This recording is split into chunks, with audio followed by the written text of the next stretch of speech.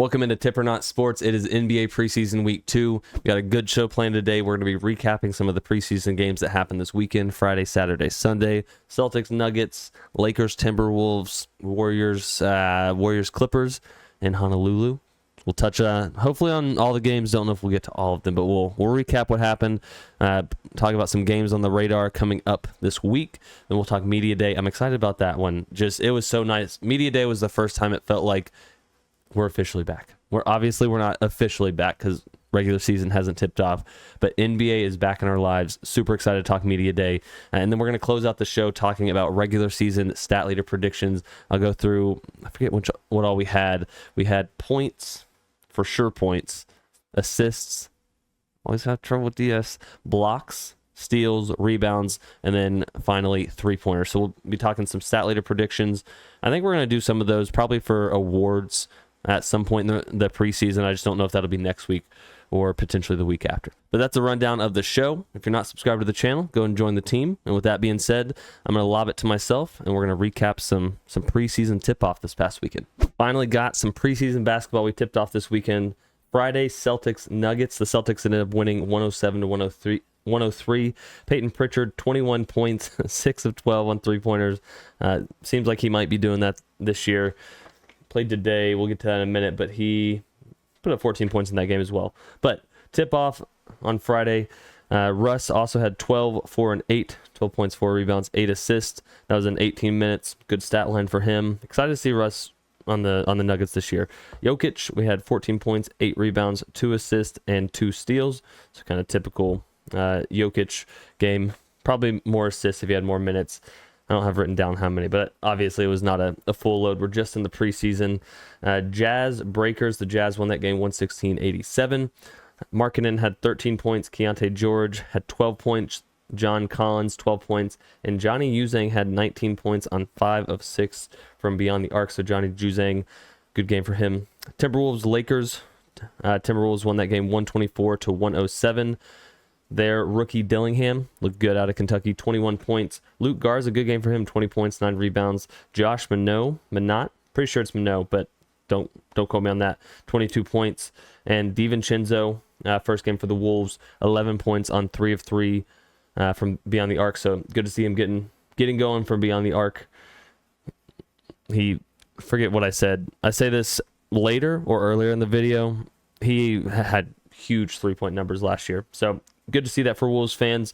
For the Lakers, even though they didn't win the game, encouraging game from Dalton Connect, 16 points, 3 rebounds, 2 assists. He played 24 minutes. Bronny, just 2 points, 1 rebound, 1 assist, but he did have 3 blocks, played 16 minutes. So he's getting it going. I think he'll develop. He'll be fine. Austin Reeves, 16 points, 5 rebounds, 7 assists, and 3 steals. So he's stuffed the stat sheet. Also don't have how many minutes he played, but good game for Austin Reeves. Moving on to Saturday, October 5th, there was just one game, Warriors-Clippers. The Warriors ended up winning this game 91-90 off of a Lindy Waters III buzzer beater, and he had 15 points, obviously including that buzzer beater. For the Warriors, Kuminga had 7 points, 7 rebounds, 1 assist, and 1 steal. He was looking pretty good, definitely, as everybody did for all the teams. Everyone looked a little rusty, but we'll get into swing of things. Hopefully by the start of regular season, everyone's firing on all Pistons. Probably a Pistons pun somewhere in there, but not right now. Moses Moody, he looked good. I'd hope he gets a lot of minutes this year. He is a glue guy, and he always goes full out. So Moses Moody stat line, 12 rebounds, 4 rebounds, 1 assist, 2 steals, and a block. I think he could just energize and effort his way into getting a lot of minutes this year. For the Clippers, Zubats, he looked good, 14 points, rebounds. They were obviously giving him ball, feeding him a little bit. James Harden, 13 points, 2 rebounds, and 8 assists. So a lot of assists in there, even though minimal minutes.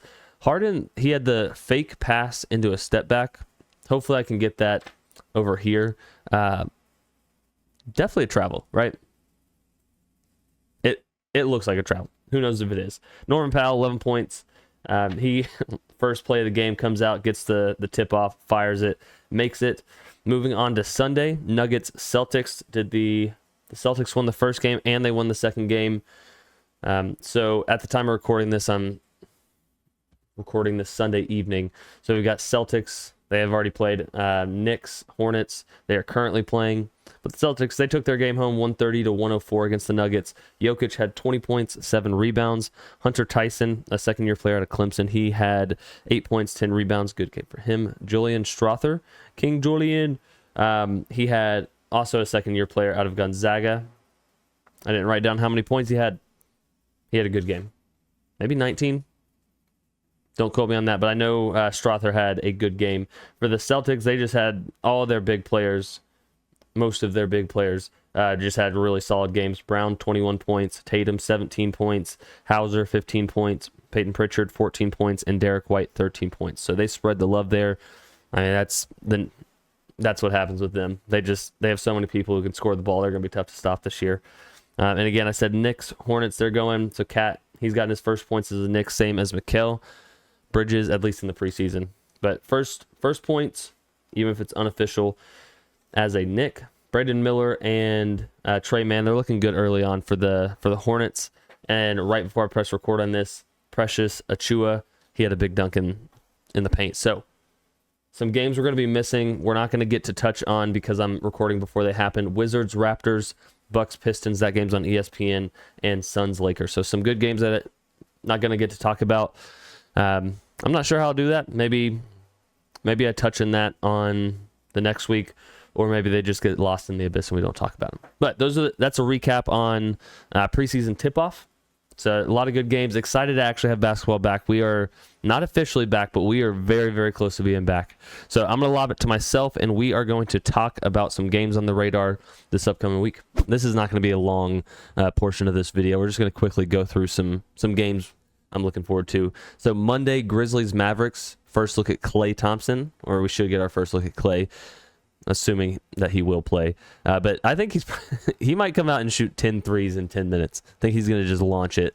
Also on Monday, we've got Breakers, the New Zealand Breakers, playing the 76ers. First opportunity to get a look at Paul George playing in a 76ers uniform. Wednesday, we got Warriors Kings on ESPN. So if you don't have League Pass, good chance to watch that on ESPN. They split their season series last year. Warriors took the first 2, Kings took the last 2. So that I think they're always fun to watch.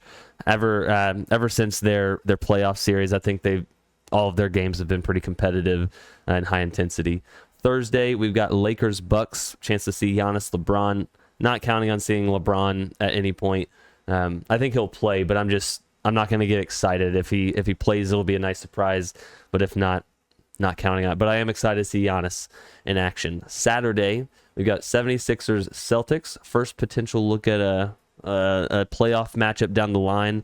And I think with the 76ers, I think the gap between teams, a couple teams in the East, mainly the 76ers and the Knicks off the top of my head, I can't remember if there's one more in there, but I think the gap between those teams and the Celtics, I think it definitely got smaller this offseason. I think the Celtics are still the best team going into the season, but I think the gap at least seems like it got a little bit smaller.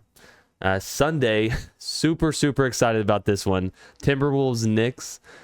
Hopefully all the people that were involved in this Karl-Anthony Towns, Julius Randle, Dante DiVincenzo trade, hopefully all parties involved get to play. I think that it's hilarious that they play in the preseason so quickly, and it's not something that they have to wait for months for this to happen. So I hope everybody plays, and I hope it's just a super high intensity, obviously probably just first half. They won't play a ton of minutes, but super high intensity preseason game. See if there's any bad blood between the Timberwolves and the Knicks post Karl-Anthony Towns and Julius Randle, Dante DiVincenzo trade. So that's a wrap on games on the radar this week. It was just a couple games looking forward to. We're going to lob it to myself. We're going to talk media day, and hopefully somewhere over here, if possible, we're going to have a lot of supplemental graphics so you can see what I'm talking about. But let's talk about some media day. Here we go. We are so back, seeing everyone, all the new faces in their new uniforms. Felt right, but wrong at the same time, because some of the players, it's weird to see them in these new uniforms. But even the players that are in the same uniform, it just feels good that we're getting back into the flow of things. NBA, when this video comes out, preseason will have started. regular season is right around the corner. Things are right in the world. We are moving forward. NBA is back. We are so back. Klay Thompson, so happy for him. It looks weird having him in a Mavs jersey. He looks good, but it feels so weird. But he does look good. I hope he has a great year there. He's wearing number 31 this year. Should have done a little bit more research, but my spin is he just trying to one-up Curry, because Curry's number 30, so he's like, I'm going to one-up you, 31. I'm sure there's a better reason for that, but that's how I'm taking it. CP and Wemby, I don't know if I will be able to find the video, but they can't stop laughing because they know they're about to just be throwing lobs on everybody. We'll be talking some regular season stat leader predictions later in the video. So Wemby, CP, one of them, maybe, actually I don't know of both, but I'm pretty sure one of them potentially show up in one of those predictions. So CP, Wemby, they look good. I said it before and I'll keep saying it. I love the CP pairing with Wemby. I think Chris Paul, being able to feed Wembanyama, and obviously there's other good pieces, but that's the main pairing that I'm super, super excited for. LeBron and Bronny, that's obviously going to be super saturated over the course of the year, just father-son. But even though it's saturated, I do like it. I think it's going to be a really cool thing to see this year. And it was nice seeing them in there officially in the Lakers gear together. So, again, very certain we'll see way more of them over the course of the year. Kuminga, all-star jump, question mark. I think new hairdo. I think they say every offseason that he grows, but did he grow this year? He looks huge. I don't know if huge is the right word. He looks poised to make an all-star jump. I am so excited about Kuminga. He was great last year, and I think with Klay departing, like maybe he takes on a little bit more of the offensive role consistently. So Kuminga, he's looking good. Super excited to see him. Steph, excited to see him hopefully getting that Olympic gold. It gets some mojo going this year. Not that he even needs it. And I don't think it's him that needs it. I think it's the whole team. But it was nice seeing him with the Olympic gold. That was watching Steph and honestly everybody else in the Olympics this past summer. It was awesome. I mean, the game against Serbia, Steph is out of this world. It was incredible to see. Pistons, keep saying it. I think they're going to come out and prove some people wrong.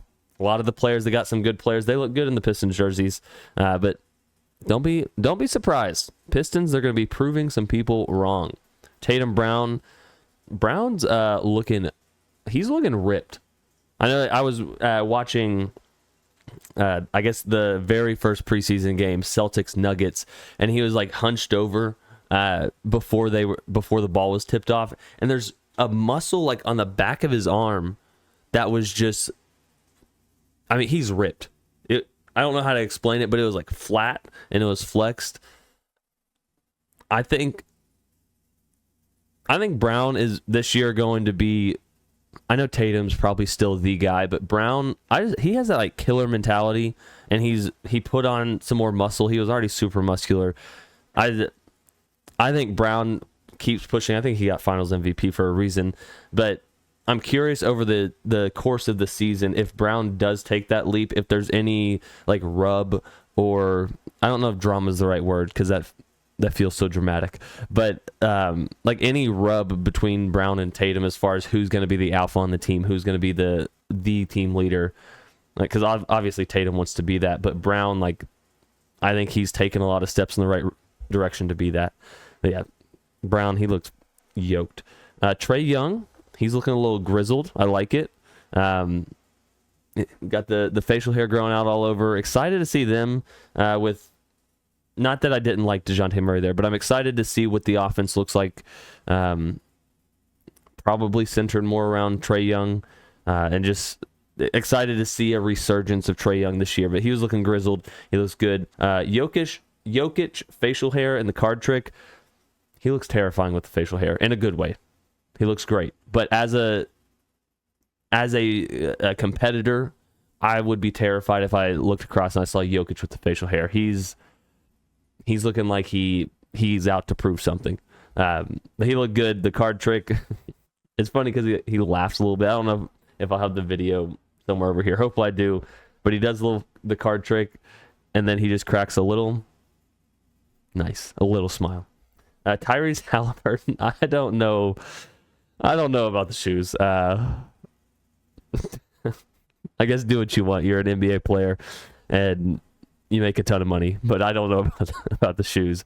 Zion, if he can stay healthy, the Pelicans are a problem for the rest of the league. Zion looks, I know I just said this about Jokic, also because of facial hair, but Zion with the facial hair and looking yoked, he looks, if he can stay healthy, the Pelicans, they're going to be a problem. So he looks like he's ready to dominate this season. All right, that was Talking Media Day. I'm going to lob it to myself, and we're going to talk some regular season stat leader predictions. So we are making some predictions on points, assists, blocks, assists.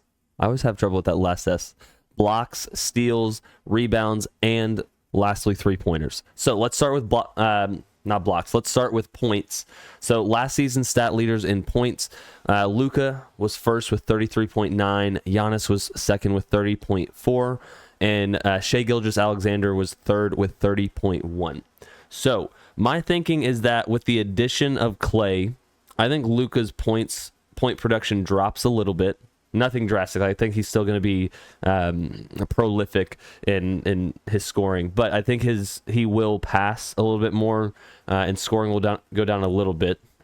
So I think he probably doesn't take the top spot. The people I had in my head were Curry, number one. Yes, I just want him to be awesome. I think that would be incredible for the NBA. Giannis or Shai Gilgeous-Alexander. And I say Shai because I think you know what you're getting from him. And he's super consistent. Like the 30.1, you know you're going to get that every night. But Giannis, I think he was just dominant last year. So I think he could very well lead that. Sneaky, this is also, again, I just want these people to be really good. Kuminga, all-star jump. I think if he goes on a scoring tear and figures out that he can just go to the basket every time, maybe he doesn't lead it, but I'm saying maybe top 10. Anyways, my point leader prediction is going to be Giannis. I think he has a huge year. He is the Greek freak. He is unstoppable when he puts his head down and just goes to the rim. And if he is stoppable, it's because he's getting fouled. And his free throw, I actually don't know his free throw percentage off the top of my head from last year, but unstoppable. I think Giannis is going to lead the NBA in points. But I wouldn't be mad about Curry or SGA. Or very dark horse. Like this would be a big surprise, Kuminga. Moving on to assists. Last year, third was Jokic with 9.0, just 9 flat. Second was Doncic, so huge season for Doncic last year. He had 9.8, and then first was Tyrese Halliburton with 10.9. So he was the only player that was average double-digit assists last year. And again, there's that S at the end. So my assist prediction is not Doncic or Halliburton. Okay, I think Doncic, although I did just say he's probably going to be passing more, might have played myself there, but I don't think he's a bad play. Halliburton, I think last year he was just incredible. I think that probably drops down a little bit. I hope not. I'm able to go to some Pacers games, so it'd be awesome to see Halliburton just keep on, like, stay hot and keep going on a tear. Because it is really fun watching him just look to pass the ball, be a true point guard. But my leader in assist prediction is going to be Chris Paul. I think so last year, interesting with Chris Paul, last year he was 12th in the league with 6.8, and I think he had 26 minutes. Like he was not playing crazy minutes, but he was 12th with 6.8 on the Warriors, and I think taking him to San Antonio, depending on, I don't know how minutes will get allocated, but if Chris Paul ends up getting, upper 20s or even 30 minutes a night, lobbing it to Wemby, finding Wemby, and then if defenses are having to collapse in on Wemby to stop just easy buckets, then he can just kick it out to open people. I think Chris Paul, it leads the league. I feel strongly. I feel strongly. I was going to say semi-strongly, but we feel good about this. Chris Paul is going to lead the league in assists next year. I guess this season, And side note, I think he's going to have more than 10 assists per game this upcoming season. So moving on to blocks, the pairing we just had with Chris Paul, Wembanyama. Wembanyama led the league with blocks, 3.6 last year. Honestly, kind of no surprise there. Second was Walker Kessler and Brook Lopez with 2.4. Fourth was Anthony Davis with 2.3 and Chet with 2.3. And then 6 people had 2.1. Did I read that right? No, I did not. Sixth was Gobert, Daniel Gafford, and Nick Claxton. They all had 2.1. So pretty tight race besides Wembanyama. He's separated as far as blocks per game go. So all those players I named, they were the only, they were the 9 players that averaged more than 2 per game. But my block prediction, I'm not going to go anything crazy. I think it's going to be Wembanyama again. He's a freak, and he has the height and the wingspan to just block a variety of shots from players. So nothing crazy there. Not going out on the limb with blocks. Going Wemby. Moving on to steals. Last year, the top 4 were Alex Caruso with 1.7. He was 4th. 3rd was Matisse Thybulle with 1.7.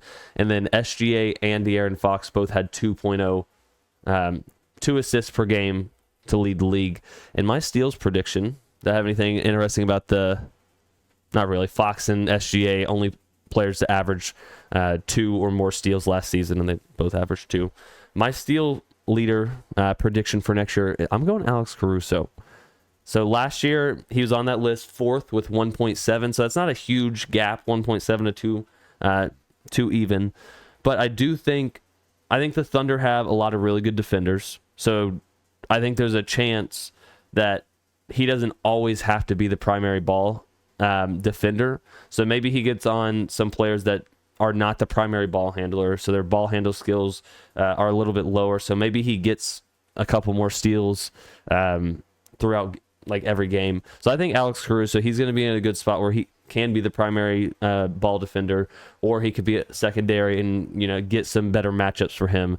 But I think he's going to be a sneaky good player. I'm curious to see I guess if he can stay healthy, but also just how many minutes he gets.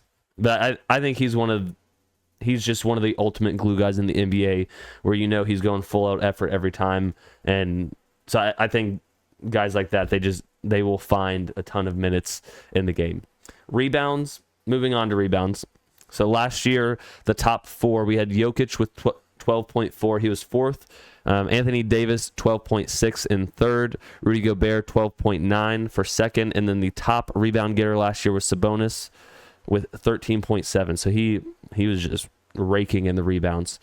My prediction, I don't know why. Well, I had a reason why, but it sounded petty. It was not. My prediction is Anthony Davis. I think he's going to lead the league in rebounds. And my reason was I think that the Lakers are going to try to take a lot more threes this year. And I think they're going to miss a lot of shots. That's not petty. I think it's going to happen. I think Anthony Davis is going to benefit from that on the rebound side.